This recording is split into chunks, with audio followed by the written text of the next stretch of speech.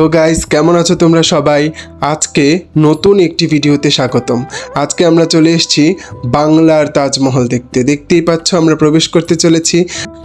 আর এটা কিন্তু সকাল 8টা থেকে সন্ধ্যে 7টা পর্যন্ত খোলা থাকে। আমরা সবাই প্রবেশ করতে চলেছি। সামনেই টিকিট কাউন্টার।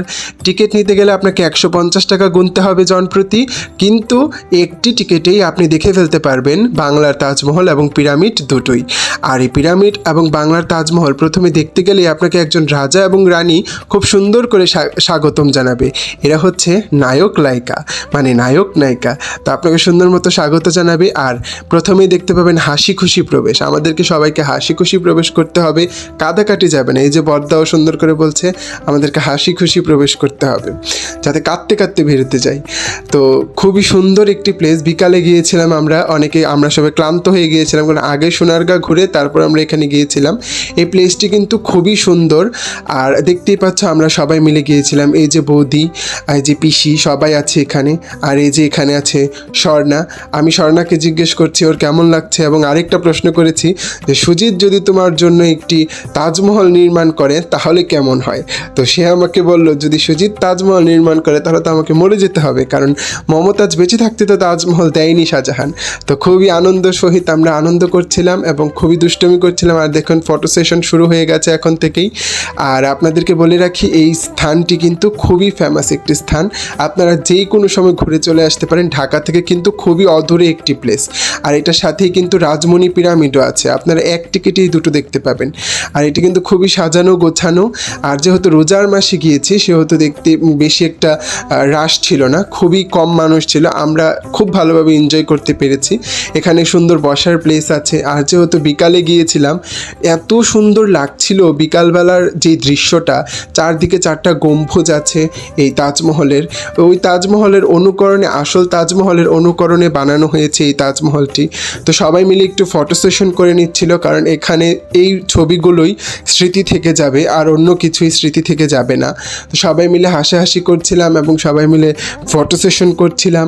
তো দেখতেই পেলে আমিও একটু ভিডিও করে নিই ওনাদেরকে, কারণ এই প্লেসটি এতই সুন্দর যে ভিডিও না করে তুমি পারবেই না।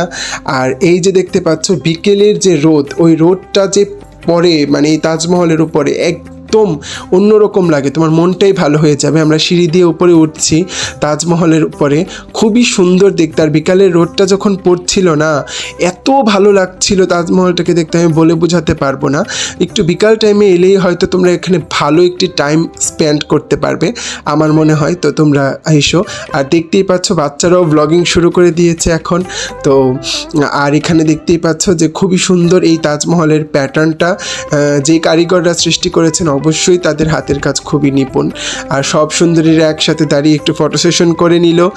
আর আপনাদেরকে বলে রাখি এখানে কিন্তু আপনারা ফুল টুল বেশি ছিঁড়বেন না, কারণ ফুল ছিঁড়া কিন্তু এখানে নিষেধ। সেজন্য আমরাও ফুল ঠিক আছে, সমস্যা নেই, একটা ফুল ছেড়েই যাই, আপনারাও ছিঁড়েন, সমস্যা নেই।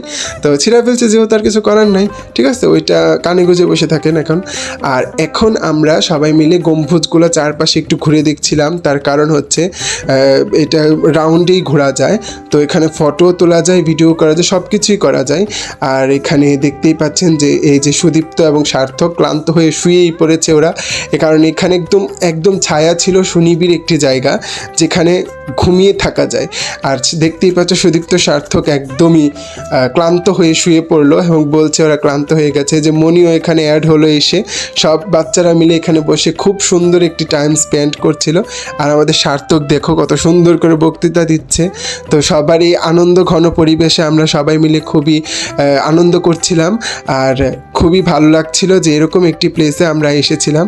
আর দেখতেই পাচ্ছ আমাদের নায়িকা, উনি হচ্ছেন আমাদের নায়িকা কি করছে দেখতে পাচ্ছ তো, মণি নায়িকা।